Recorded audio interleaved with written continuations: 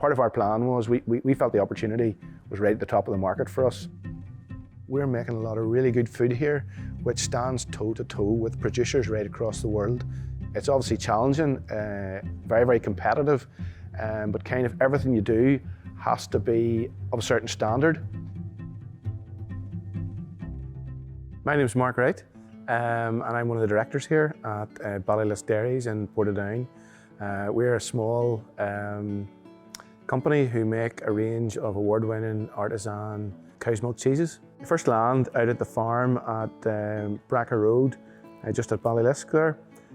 Came into family ownership in 1820, and the farm has essentially grown since then.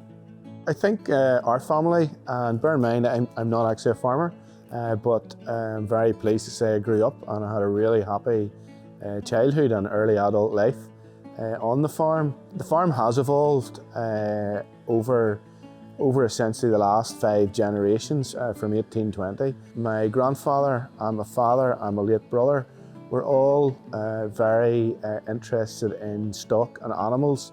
They were, I would say, accomplished stockmen, and that carries on through my father to this day. You know, myself and my siblings will be the 5th generation to have grown up on the farm. My youngest brother Dean, our late brother Dean, had a background in the beef industry. He'd been to agricultural college, and then he came back to the farm. If we look at how we got to actually deciding that we wanted to do or add some value to essentially our raw material, which was the milk, it's very important to look back over a number of years as to what he was doing before that. So there were a lot of things. He had a real interest in breeding programs and genetics, and his herd of cows over a period of years, and I would say probably 6 to 8, 9 years, he had a breeding program where he bred his cows not only to be exceptionally high yielding animals, but also the quality of the milk that they were producing was of the highest quality. But along with that, there are a lot of other things have to go in parallel. Grassland management, Dean had a real interest there as well in grassland management, so the actual type of grass. When he was actually sort of harvesting the grass. We're very lucky where the family farm is. There's particularly good land in this part of the world. You've obviously a lot of the orchards and fruit growers in the wider local area, but where we are, lovely soil, the fields are quite flat and they drain really well.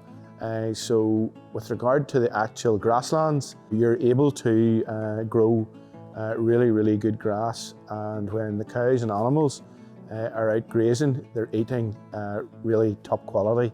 Essentially, what you put into these animals is what you get out. Dean looked at what he was doing, and he's producing this absolutely incredible raw material, high quality milk, but you're essentially getting, it's going into a bulk milk pool, and you're essentially getting the same price as everybody else. You may get a small bonus or whatever for, you know, the quality and you know, the cell counts and the butterfat content, etc. But you're getting pretty much the same thing, but yet you're doing all these things to make it the best you can. So you eventually one day ask yourself, well, can I do something else to add a bit extra value to this? And then whenever you start to look at milk, well, you have a number of choices: yogurt, ice cream. There were other farms kind of doing stuff like that and doing it really well. And then you're on to, what have you left? Well, cheese production.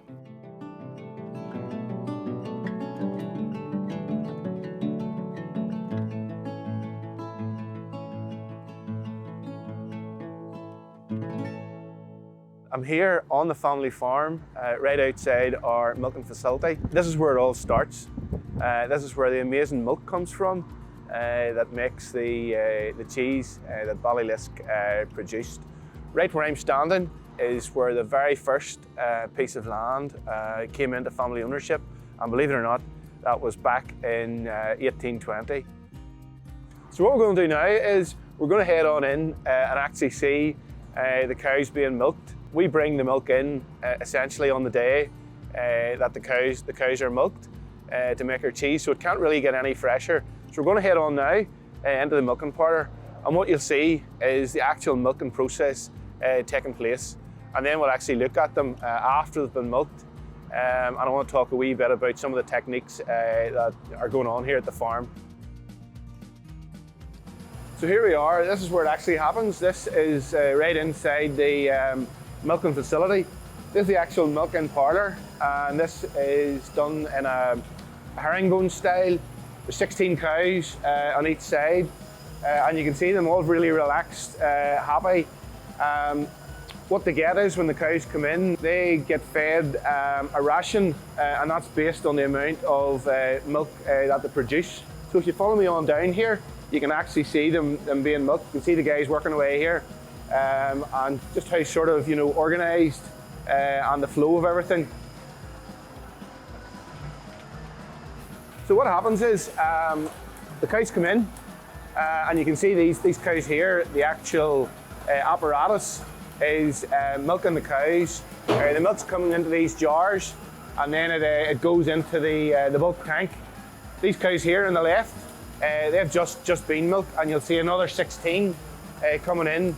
They'll get their ration, and then once this line's finished, the guys will switch the apparatus over to this side, and that's how it works, 16 at a time. And eventually, over the course of probably an hour and a half, they get milked. So this is us in the actual sort of shed that the cows stay in at this time of the year. We're still obviously in the winter period here. These cows, I know they look black and white. These are Holstein Friesians as opposed to British Friesians. That's the actual breed of these cows.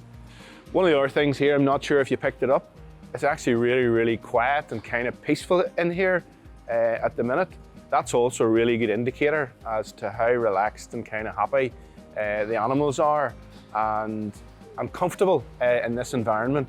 If they were sort of hungry, agitated, uncomfortable, you'd really know about it. You'd hear them roaring, making a lot of noise, stomping about. They would look agitated. These animals just look really happy and peaceful. So you can see here just how kind of tame and inquisitive these animals are. They're really lovely. If you take it back to when the calves were born, they've essentially been hand reared, and that's why they're so docile around people. One of the other things, when you look at actually food safety, and it's a really important part of how we go about things, the herd health piece can't be overstated. The use of antibiotics, we try to minimise that as much as we can. The welfare of the animals, this facility, their comfort, that all adds into that sort of health and ultimately food safety piece. This is a really high quality silage, and essentially with the cows, what you get out is what you put in. So it's really important. Diet, their health is not just one thing, there are a number of different components. And I say the nutritional side of things is really, really important. The quality of the feed they get directly impacts on the quality of the milk they produce. Part of the story as to why we started to make the cheese was the quality of this milk. So when the milk goes from the farm to the dairy company, the dairy company will provide data, and a lot of that data is to do with sort of the actual makeup of the milk, the butterfat content, but also the bacterial counts in it. And this milk is exceptionally good. And if it's not, the cheese just doesn't do. So as I say, that literally is where it all starts, and that really is the building block. I, as I say, didn't grow up on the farm. I had a very different professional career, but I had a wee interest in food. And then Dean and I were kind of having conversations and kind of, you know, started to look at this a wee bit more seriously, and decided after some time, various conversations, that this was something we wanted to sort of perhaps look at in a more kind of structured, formal way. What type of cheese are you going to make? Who are you going to sell it to? What is your market? What's your route to market? How are you going to get it produced? And ultimately, what we wanted to do was something new, and we decided that there was a gap right at the top of the market for a really luxurious cheese. There was not one being produced in the United Kingdom, and it was for a triple cream cheese, and that would kind of be a semi-soft cheese. So we started to have conversations with different people. People like, say, Johnny McDowell, some of the chefs, Simon Dugan locally. He had sort of, really taken to the project, thought what we're doing was fresh, and he was brilliant. So when we got sort of kind of samples made that we thought were of a certain standard, I mean, we brought them to these guys, and we're bringing them all the time. And they're kind of saying, like, it's not quite right, or a bit too salty, or a wee bit too dry, or whatever. But there came a point when they went, I think that's it. The first cheese we made was called the Triple Rose, and that was our triple cream cheese. That's what we brought to market first and kind of launched. And it kind of launched Ballylisk, if you know what I mean. I would consider it our flagship cheese.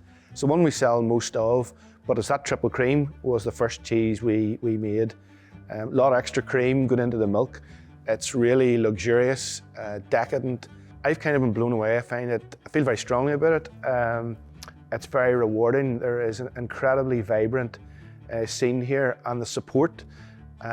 We never wanted to come, never were going to come to the party and take it over. We just wanted to be part of the group. And that group will embrace you and they will support you.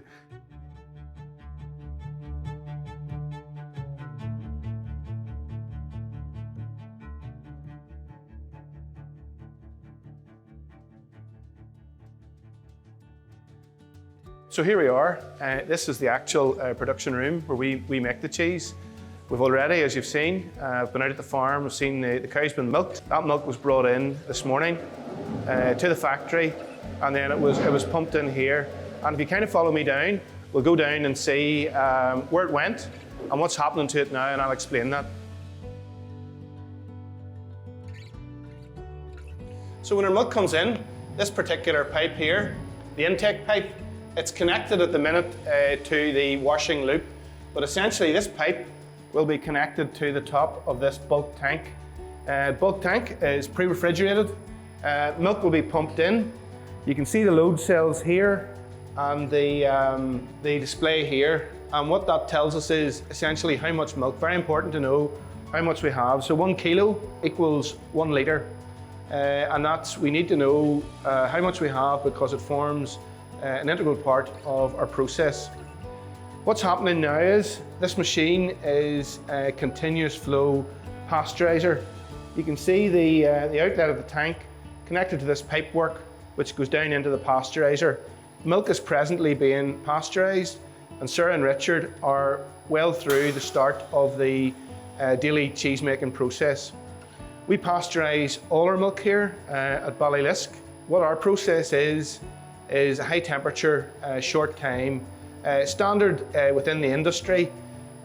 We are bringing our milk up to 78 degrees for 15 seconds and then cooling it down to 44 degrees before it goes out into the bassines and the cold cream which it will be mixed with. What pasteurization does is, by bringing the milk up to that temperature, a lot of the pathogens and bacteria that we want to destroy, that process does so.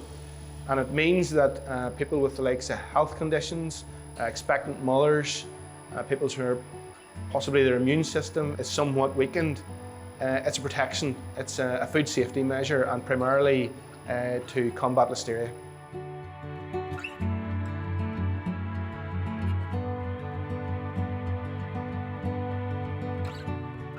So we've seen where the milk comes into, and we've seen what happens to it at the very start of the process, i.e. pasteurization.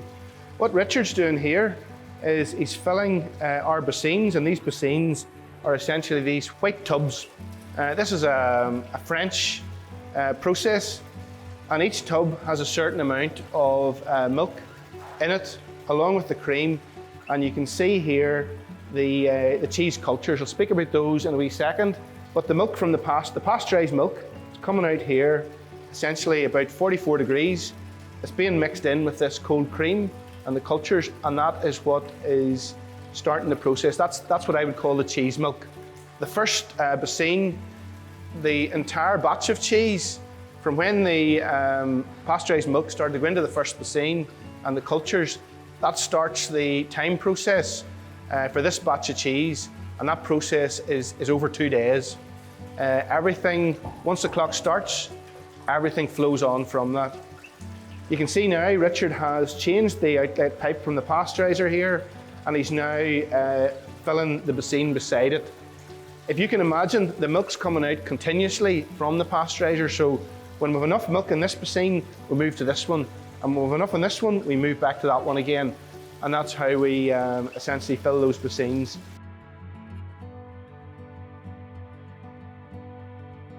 So just in the context of the cheese cultures, if you look at the quite a small amount, so if we look at that small container, there's only a couple of grams there of these cultures.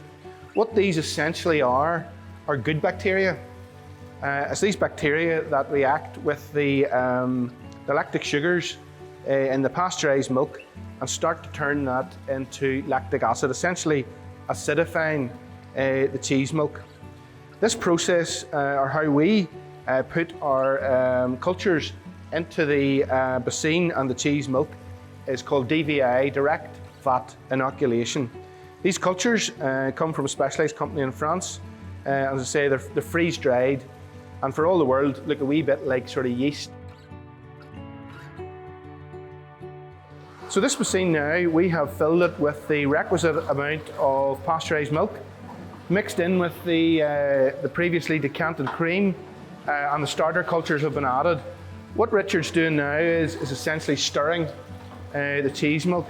And what he's doing is, if you can imagine those cheese cultures or starter cultures, just like yeast or white powder, we want to mix that as evenly throughout the basin of cheese milk. And what we'll find is those cultures are mixed through that basin properly. The cheeses should form better because all the milk has kind of been evenly exposed to the cultures. We talked about the process being timed. One of the key things about anybody's cheese making process is the absolute attention to the detail and the detail of your particular process. Once the clock starts, that's it running essentially for 48 hours, and then beyond that when the cheeses start to ripen. So there will be a production sheet, and in a very short time, that first basin, the cultures will have been in it for 45 minutes. The next stage of the process will kick in, which will be the addition of the rennet. So what Richard's doing now is putting the rennet into, this is basin 2. We started off the process 5 minutes ago here.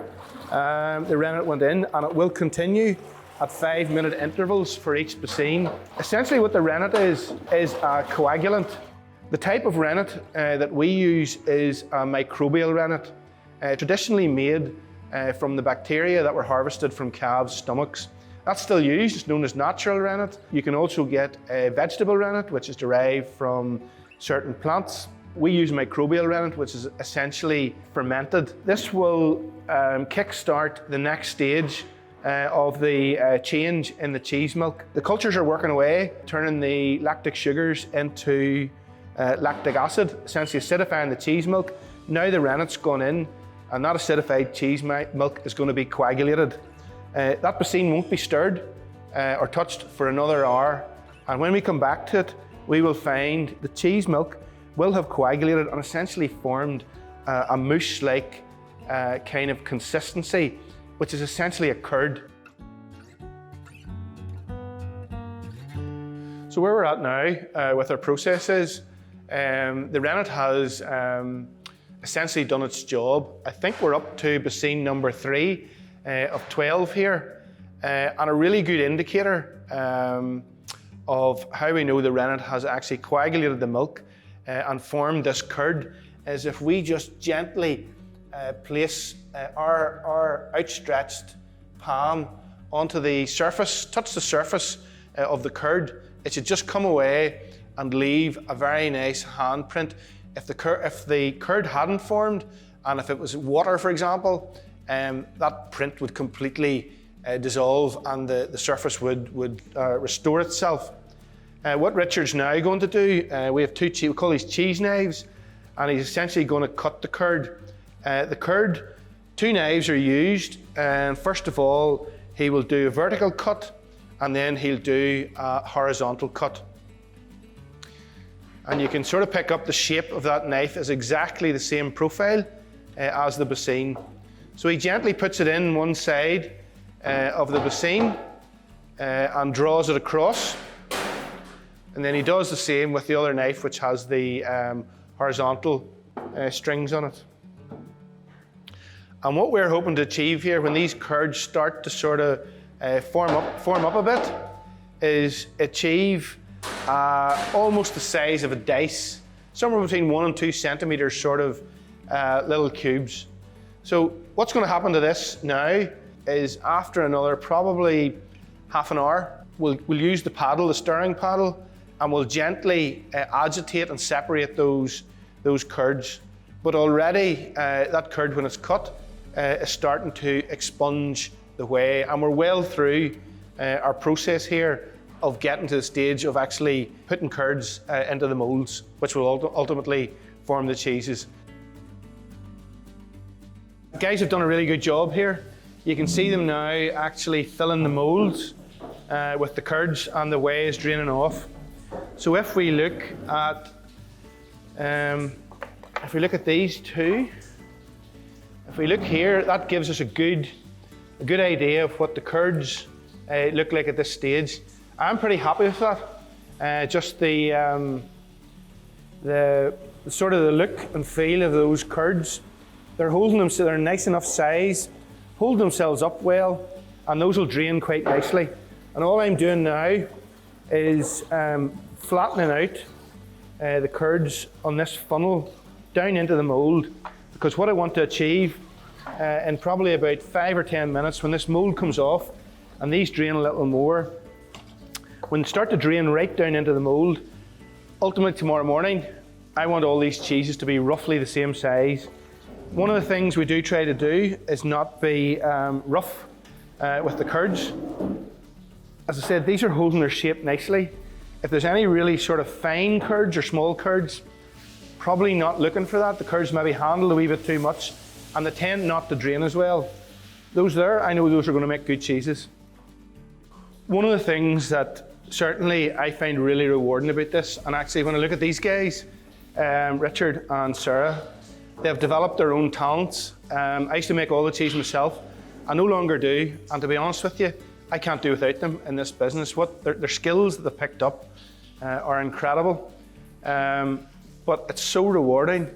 What we're doing here is we're making these by hand. This is not processed food, and it's not mass produced.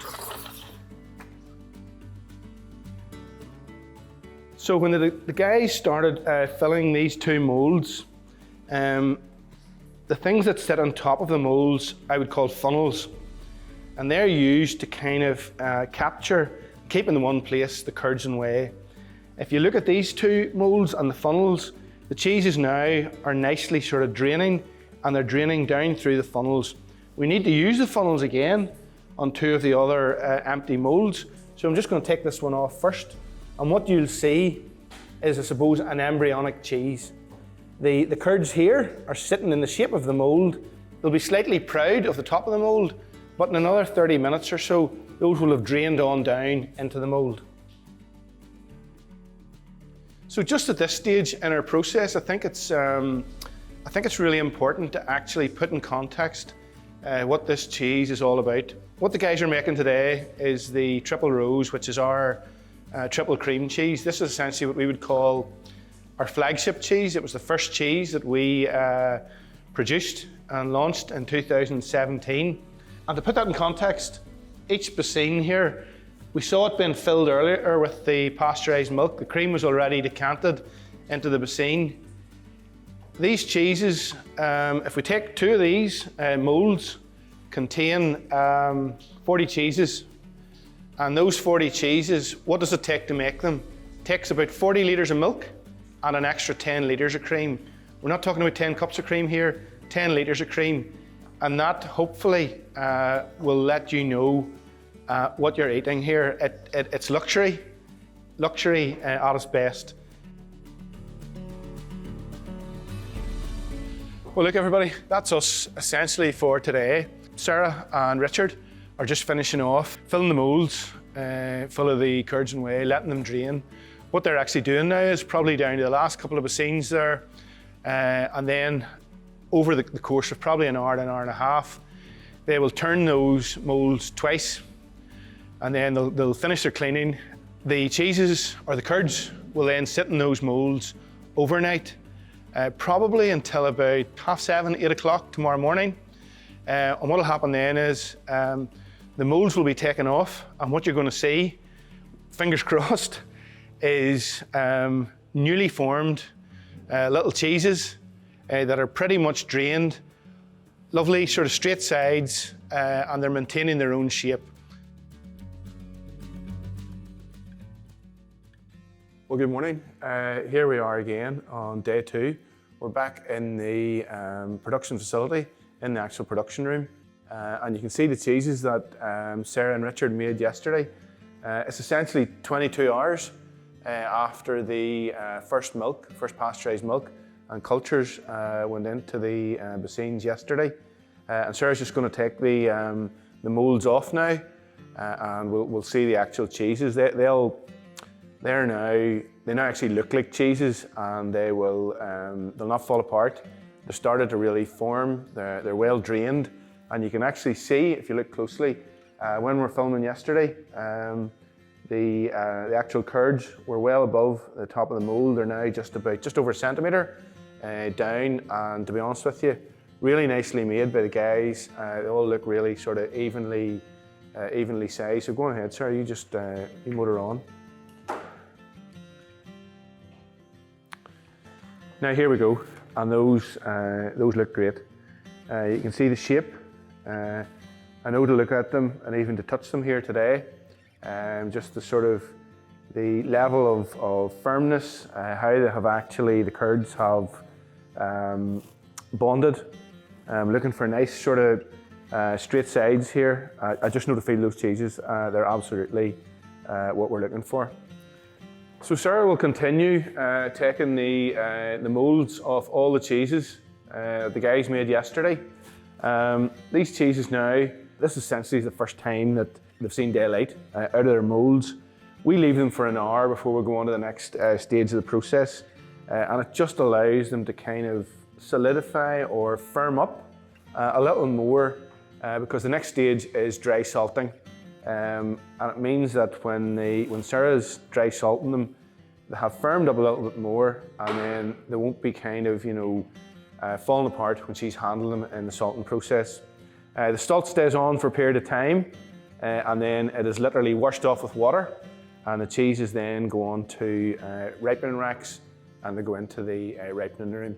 And that's them essentially for 3 weeks. They will be turned a couple of times in the interim, but that will be the next stage for them.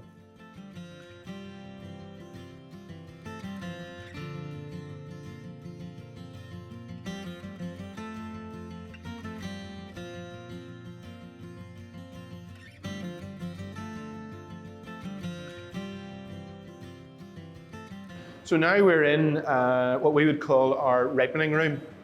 And if you look, I'm standing beside a batch of cheeses here. These are the oldest. There's 3 batches here in the room at the minute.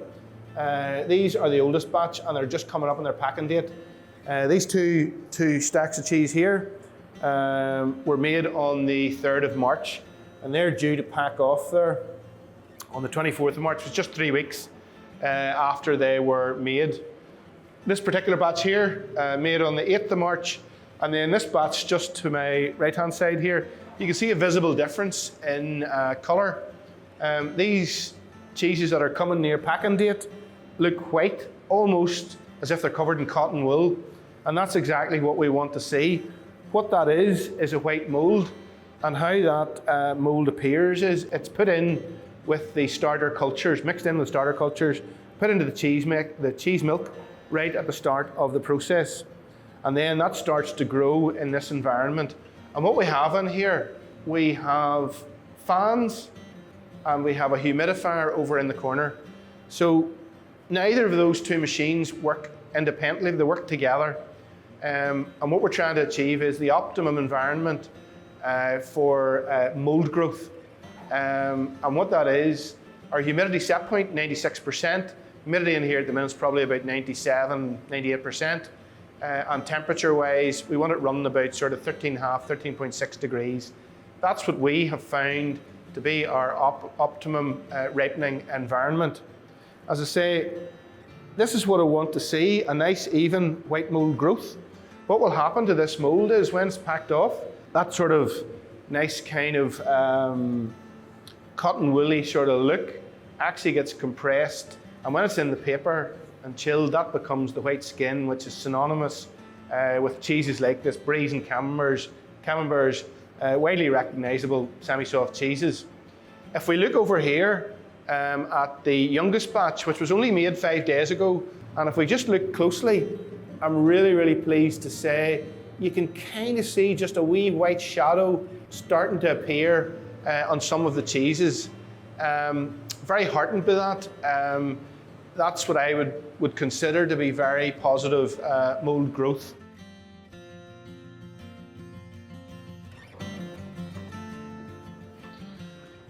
So here we are, almost at the end of the process. We've seen sort of the farm, cows with milk coming in, the actual making process, day 1, day 2. We're now on, and what Andrina's doing here is these cheeses are now properly ripened. You will note the massive difference from the cheeses from when they went into the ripening room to where they are now. And essentially we're talking here just over 3 weeks. It takes for this lovely white mould to grow on top of the cheeses. They come out of that ripening room, they're now packed.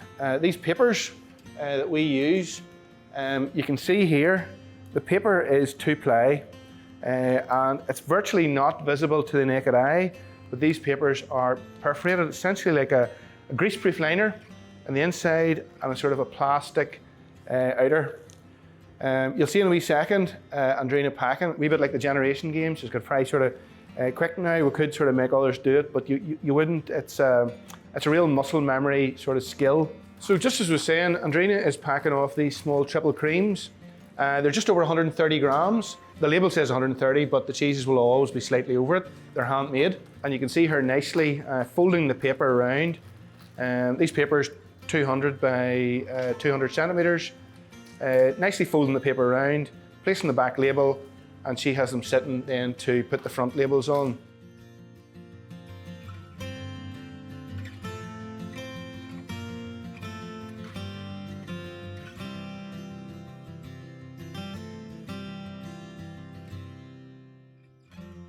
So one of the most rewarding things about this process, and it has always really tickled me, is when you consider almost this time yesterday, this was milk, and now look at these lovely cheeses. I think it's a really special thing. So here we are, Laura. We've been downstairs and we've had a wee look round, and actually these are probably 2 of the original cheeses, which you certainly know this one very well. That's the triple rose, the triple cream, and I've popped out this smoked triple cream as well. I know you've brought some drinks down with you here, and I'm really going to be led by you because I've done a couple of tastings. I'm kind of not creative, but I'm really interested as to what you've chosen to sort of to go with the cheeses, and actually and how they're going to sort of, how they're going to work together. Yeah, definitely. I love a bit of pairings. It's a really good way to bring out kind of great things about both items. I bought some really great local drinks here, but I think it's important to taste the cheese by itself first to get a real good flavour of it, and a chat about what people can expect if maybe they're, why would they love this? Like, why do they have to come and buy this cheese? So that's obviously the triple rose, the triple cream. When we kind of had that sort of idea and felt there was a wee opportunity for it, what we tried to achieve, and really what this cheese is about, I would say, is unashamed luxury. A lot of extra cream goes into the milk when we're making this cheese, and you should find the paste really sort of buttery and creamy, lovely velvety mouthfeel. The sort of the white sort of round skin on it. People ask all the time, should I eat it, should not? I said, yes, I unless it absolutely repulses you, I think you should eat it because it's part of the overall context of the flavour profile of the cheese. There's a wee tiny bit of sharpness to it, to offset the sort of the richness of the cheese, but here, just pop it. Thank you. So this cheese probably, I think this is about 6 or 7 weeks old. If we look at the, and there's a fine line, the breakdown of the paste is almost through to the centre. Not quite, but the centre, although it's not quite broken down right through, and when I say breakdown, you see it lovely, the paste sort of quite sort of, you know, soft on one thing or another. I think that's just about right. When the cheeses are really young, you'll see more of this kind of a lighter colour and more of the paste a wee bit sort of stronger, almost chalky, and it tastes a wee tiny bit chalky, but some people like that. When they're young, obviously there's more of the skin. The white sort of rind skin is still pretty good in that, but when it comes up to the end of its kind of approaching sort of shelf life date, that will have kind of dissipated slightly, but you get a really quite strong flavour. And again, chefs really like it. Chefs love them nearly. They keep them a couple of weeks after their date to throw them in the back of the fridge. And get them nice and squidgy. Yeah. It is beautiful. Every time I try it, I'm like nearly kind of surprised by the mouthfeel with the kind of body temperature. Yeah. Because when you're handling it, it feels quite firm. Yeah. But then as soon as it kind of gets to your body temperature on your palate, it just, because of the high fat content, glorious fat in the cream, it just kind of melts down and it's just so indulgent. Indulgent's a really good word for it. Do you know what? And that's kind. I think another thing, and I think it's kind of an education piece. You'll completely. This is not really for you, but I suppose when I meet people and they maybe buy one for the first time, I always say one of the things that's really important, and I think for really any cheeses, is, but especially this, the real characteristic is that kind of buttery, indulgent, you know, richness to it. Definitely let it breathe, and let it come up to room temperature. Don't be afraid of it. An hour, I think.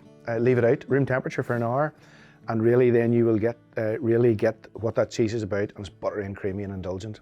I'm going to stick with that word now. Yeah, indulgent. It is indulgent. It feels like a treat, doesn't it? It's meant to be. Do you know what? I think it's a great word. We're kind of having fun here.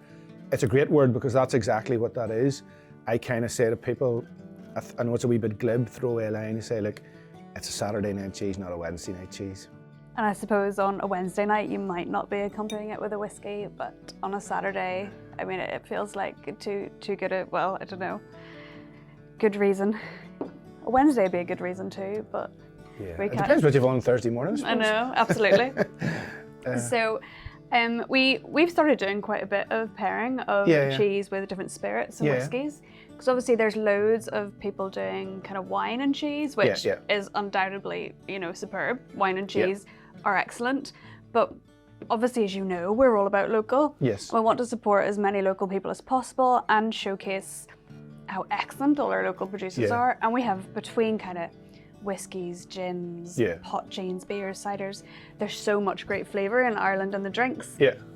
So I think it's really nice to start kind of experimenting with some of the different grain spirits. And this one is really special. I hope you're gonna love it. It's one of my favourites. So this is made on the Ards Peninsula by Ecklinville Distillery. Yes. This is Dunville's, which is a excellent historical brand, which they have sort of taken on and are now custodians of. This one is their Pedro Jimenez cask aged. So it's 12 years old. And the Pedro Jimenez is obviously that really, really beautiful sweet sherry. So that really comes through in the whiskey. So I'll pour us a wee taste. I'm really looking forward to this. And do you know the really nice thing, if you're saying sort of, you know, the pairings you've started doing, I'm not a kind of like absolutely not a whiskey connoisseur in any way, but I do know that this kind of scene is really, thank you very much, is really emerging in Northern Ireland, and what an excellent way, as you say, just to showcase other really good things that are going on around us. We've done a few events actually down at Ecklinville doing different sort of pairings with their whiskies, gins, and we have had the Ballylisk kind of down with us quite a few times now, and people love it. You know, they really do. They enjoy. It still feels a little bit different, a little bit kind of naughty to be having spirits and cheese. But it's probably that thing, you know. Traditionally, you always sort of heard, you know, red wine with red meat and white wine with sort of fish and chicken.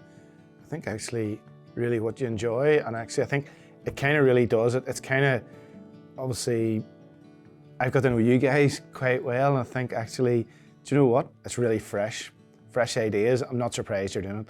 This, and again, like all the pairings is slightly subjective as well. Yeah. You know, it's all, everybody likes different things, so it is, of course it is a lot about kind of what you like, but also sort of trying to pair up some of the flavours. So the general rules with pairing are you either want to kind of complement the flavours in something and enhance them, or to have kind of slightly sort of different flavours to sort of refresh the flavours in each thing. So with the Ballylisk, it really coats your mouth in a beautiful way. That's a similar thing that you get from the whiskey. And with the sweetness of this whiskey, the kind of rich, dark citrus fruit, slightly kind of Christmassy. Like this is the ultimate Christmas pairing for me. It's absolutely beautiful. And yeah, kind of get stuck in, see what you think.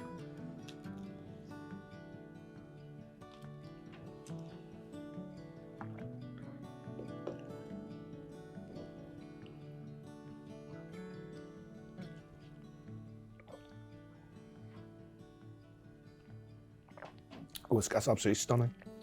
It's lovely, isn't it? Absolutely stunning. I think I could drink that on a Wednesday as well as a Saturday. Nice wedge of cheese. Yeah, that is. I love the sweetness of it. I totally agree with you, what you're saying.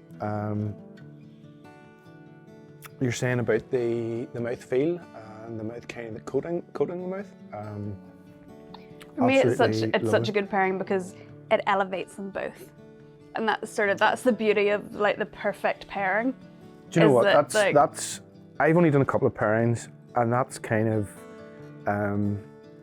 I think that's probably the word of the day, or the word for this here, elevate them both, or the phrase, because I was trying to sort of the pairings, they've all been very good, the pairings I've done, and I was trying to work out why it actually changed what I obviously know what this tastes like, and why it changed it, and it has elevated slightly, I think.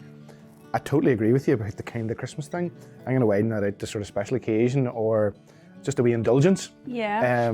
That's absolutely, you know what, it actually feels decadent, it feels... Yeah, decadent's perfect.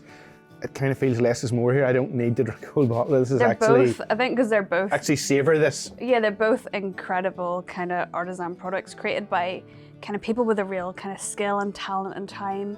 And you pair them together, it is two luxury products. They are two sort of special products.